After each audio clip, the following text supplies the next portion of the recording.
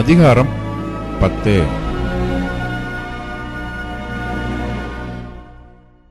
இத்தாலியா பட்டாளம் என்னப்பட்ட பட்டாளத்திலே 100க்கு அதிபதியாகிய கொர்நேலியு என்னும் பெயர் கொண்ட ஒரு மனுஷன் செசரியா பட்டணத்திலே இருந்தான்.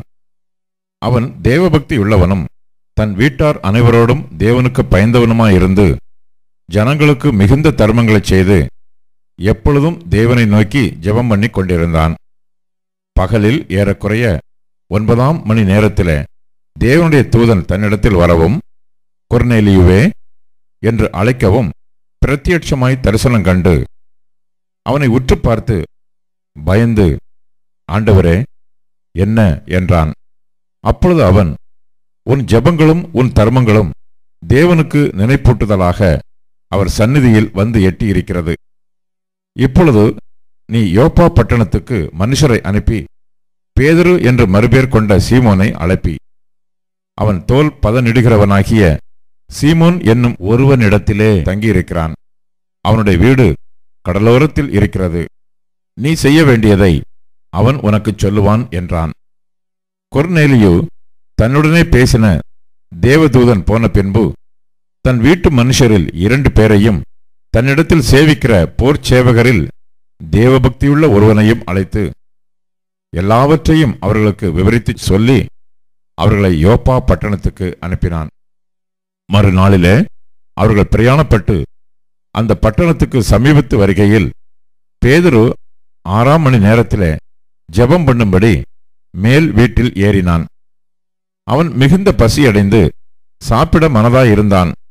அதற்கு அவர்கள் ஆயத்தம் பண்ணுகையில் அவன் ஞான திருஷ்டி அடைந்து வானம் திறந்திருக்கிறதாகவும் 4 முனைகளும் கட்டப்பட்ட பெரிய துப்பட்டியைப் போல ஒருவிதமான கூடு தன்னிடத்தில் இறங்கி தரையில் விடப்பட்டிருக்கிறதாகவும் அதிலே பூமியில் உள்ள சகலவிதமான 4 கால் ஜீவன்களும் காட்டு மிருகங்களும் ஊரும் பிராணிகளும் ஆகாயத்து பறவைகளும் இருக்கிறதாகவும் கண்டான். அல்லாமலும், பேதுருவே, எழுந்திரு, அடித்து புசி என்று அவனுக்கு சொல்லும் ஒரு சத்தம் உண்டாயிற்று. அதற்கு பேதுரு, அப்படியல்ல ஆண்டவரே, தீட்டும் அசுத்தமுமாயிருக்கிற யாதொன்றையும் நான் ஒரு காலம் புசித்ததில்லை என்றான். அப்பொழுது, தேவன் சுத்தமாக்கினவைகளை நீ தீட்டாக எண்ணாதே என்று 2ஆம் தரமும் சத்தம் அவனுக்கு உண்டாயிற்று. 3ஆம் தரமும் அப்படியே உண்டாயிற்று. பின்பு அந்த கூடு திரும்ப வானத்துக்கு எடுத்துக்கொள்ளப்பட்டது. அப்பொழுது பேதுரு தான் கண்ட தரிசனத்தை குறித்து தனக்குள்ளே சந்தேகப்படுகையில், இதோ, கொர்நேலியுவினால் அனுப்பப்பட்ட மனுஷர்கள் சீமோனுடைய வீட்டை விசாரித்து கொண்டு வாசற்படியிலே வந்து நின்று, பேதுரு என்று மறுபேர் கொண்ட சீமோன் இங்கே தங்கியிருக்கிறாரா என்று கேட்டார்கள்.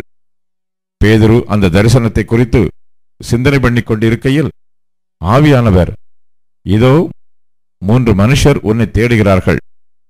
நீ எழுந்து இறங்கி ஒன்றுக்கும் சந்தேகப்படாமல் அவர்களுடனே கூட போ, நானே அவர்களை அனுப்பினேன் என்று அவனுக்கு சொன்னார்.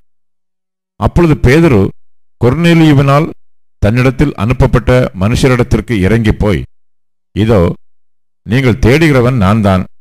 நீங்கள் வந்திருக்கிற காரியம் என்ன என்றான். அதற்கு அவர்கள், நீதிமானும் தேவனுக்கு பயப்படுகிறவரும் யூத ஜனங்கள் எல்லாராலும் நல்லவர் என்று சாட்சி பெற்றவருமாகிய கொர்நேலியு என்னும் 100க்கு அதிபதி உம்மை தம்முடைய வீட்டுக்கு அழைப்பித்து உம்மால் சொல்லப்படும் வார்த்தைகளை கேட்கும்படி பரிசுத்த தூதனாலே தேவ யத்தனமாய் கட்டளை பெற்றார் என்றார்கள். அப்பொழுது பேதுரு அவர்களை உள்ளே அழைத்து அவர்களுக்கு உபசாரம் செய்து மறுநாளிலே அவர்களுடனே கூட புறப்பட்டான். யோப்பா பட்டணத்தாராகிய சகோதரரில் சிலரும் அவனுடனே கூட போனார்கள். மறுநாளிலே செசரியா பட்டணத்தில் பிரவேசித்தார்கள். கொர்நேலியு தன் உறவின் முறையாரையும் தன்னுடைய விசேஷித்த சிநேகிதரையும் கூட வரவழைத்து அவர்களுக்காக காத்திருந்தான். பேதுரு உள்ளே பிரவேசிக்கிற பொழுது கொர்நேலியு அவனுக்கு எதிர்கொண்டு போய் அவன் பாதத்தில் விழுந்து பணிந்து கொண்டான். பேதுரு அவனை தூக்கி எடுத்து, எழுந்திரும், நானும் ஒரு மனுஷன்தான் என்றான். அவனுடனே பேசிக்கொண்டு உள்ளே போய் அநேகர் கூடி வந்திருக்கிறதைக் கண்டு அவர்களை நோக்கி, அந்நிய ஜாதியானோடு கலந்து அவனிடத்தில் போக்கு வரவாயிருப்பது யூதனானவனுக்கு விலக்கப்பட்டிருக்கிறது என்று நீங்கள் அறிந்திருக்கிறீர்கள். அப்படியிருந்தும் எந்த மனுஷனையும் தீட்டுள்ளவன் என்றும் அசுத்தன் என்றும் நான் சொல்லாதபடிக்கு தேவன் எனக்கு காண்பித்திருக்கிறார். ஆகையால் நீங்கள் என்னை அழைப்பித்தபோது நான் எதிர்பேசாமல் வந்தேன். இப்போதும் என்ன காரியத்துக்காக என்னை அழைப்பித்தீர்கள் என்று கேட்கிறேன் என்றான். அதற்கு கொர்நேலியு, 4 நாளைக்கு முன்னே இந்நேரத்திலே நான் உபவாசித்து 9ஆம் மணி நேரத்தில் என் வீட்டிலே ஜெபம் பண்ணி கொண்டிருந்தேன். அப்பொழுது பிரகாசமுள்ள வஸ்திரம் தரித்த மனுஷன் ஒருவன் எனக்கு முன்பாக நின்று, கொர்நேலியுவே, உன் ஜெபம் கேட்கப்பட்டது, உன் தான தர்மங்கள் தேவ சந்நிதியில் நினைத்தருளப்பட்டது. யோப்பா பட்டணத்துக்கு ஆள் அனுப்பி பேதுரு என்று மறுபேர் கொண்ட சீமோனை வரவழைப்பாயாக. அவன் கடல் ஓரத்திலே தோல் பதனிடுகிறவனாகிய சீமோனுடைய வீட்டிலே தங்கியிருக்கிறான். அவன் வந்து உன்னிடத்தில் பேசுவான் என்றார். அந்தப்படியே நான் உடனே உம்மிடத்திற்கு ஆள் அனுப்பினேன். நீர் வந்தது நல்ல காரியம். தேவனாலே உமக்கு கட்டளையிடப்பட்ட யாவையும் கேட்கும்படிக்கு நாங்கள் எல்லாரும் இப்பொழுது இங்கே தேவ சமூகத்தில் கூடியிருக்கிறோம் என்றான். அப்பொழுது பேதுரு பேசத் தொடங்கி, தேவன் பட்சபாதம் உள்ளவர் அல்ல என்றும் எந்த ஜனத்திலாயினும் அவருக்கு பயந்திருந்து நீதியை செய்கிறவன் எவனோ அவனே அவருக்கு உகந்தவன் என்றும் நிச்சயமாய் அறிந்திருக்கிறேன். எல்லாருக்கும் கர்த்தராய் இருக்கிற இயேசு கிறிஸ்துவை கொண்டு அவர் சமாதானத்தை சுவிசேஷமாய் கூறி இஸ்ரவேல் புத்திரருக்கு அனுப்பின வார்த்தையை அறிந்திருக்கிறீர்களே. யோவான் ஞானஸ்நானத்தை குறித்து பிரசங்கித்த பின்பு கலிலேயா நாடு முதற்கொண்டு யூதேயா தேசம் எங்கும் நடந்த சங்கதி இதுவே. நசரேயனாகிய இயேசுவை தேவன் பரிசுத்த ஆவியினாலும் வல்லமையினாலும் அபிஷேகம் பண்ணினார். தேவன் அவருடனே கூட இருந்தபடியினாலே அவர் நன்மை செய்கிறவராயும் பிசாசின் வல்லமையில் அகப்பட்ட யாவரையும் குணமாக்குகிறவராயும் சுற்றித் திரிந்தார்.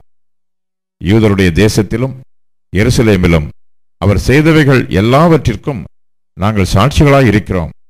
அவரை மரத்திலே தூக்கி கொலை செய்தார்கள். 3ஆம் நாளிலே தேவன் அவரை எழுப்பி பிரத்யட்சமாய் காணும்படி செய்தார். ஆயினும் எல்லா ஜனங்களுக்கும் பிரத்யட்சமாகும்படி செய்யாமல் அவர் மரித்தோரிலிருந்து எழுந்த பின்பு அவரோடே புசித்து குடித்தவர்களும் தேவனால் முன்பு நியமிக்கப்பட்ட சாட்சிகளுமாகிய எங்களுக்கே பிரத்யட்சமாகும்படி செய்தார். அன்றியும் அவரே உயிரோடு இருக்கிறவர்களுக்கும் மரித்தோர்களுக்கும் தேவனால் ஏற்படுத்தப்பட்ட நியாயாதிபதி என்று ஜனங்களுக்கு பிரசங்கிக்கவும் சாட்சியாக ஒப்புவிக்கவும் அவர் எங்களுக்கு கட்டளையிட்டார். அவரை விசுவாசிக்கிறவன் எவனோ அவன் அவருடைய நாமத்தினாலே பாவ மன்னிப்பை பெறுவான் என்று தீர்க்கதரிசிகள் எல்லாரும் அவரை குறித்தே சாட்சி கொடுக்கிறார்கள் என்றான். இந்த வார்த்தைகளை பேதுரு பேசிக் கொண்டிருக்கையில் வசனத்தை கேட்டவர்கள் யாவர் மேலும் பரிசுத்த ஆவியானவர் இறங்கினார். அவர்கள் பல பாஷைகளை பேசுகிறதையும் தேவனை புகழுகிறதையும் பேதுருவோடே கூட வந்திருந்த விருத்த சேதனமுள்ள விசுவாசிகள் கேட்கும்போது பரிசுத்த ஆவியின் வரம் புறஜாதிகள் மேலும் பொழிந்தருளப்பட்டதை குறித்து பிரமித்தார்கள். அப்பொழுது பேதுரு, நம்மை போல பரிசுத்த ஆவியை பெற்ற இவர்களும் ஞானஸ்நானம் பெறாதபடிக்கு எவனாகிலும் தண்ணீரை விலக்கலாமா என்று சொல்லி கர்த்தருடைய நாமத்தினாலே அவர்களுக்கு ஞானஸ்நானம் கொடுக்கும்படி கட்டளையிட்டான். அப்பொழுது சில நாள் அங்கே தங்கும்படி அவனை வேண்டிக் கொண்டார்கள்.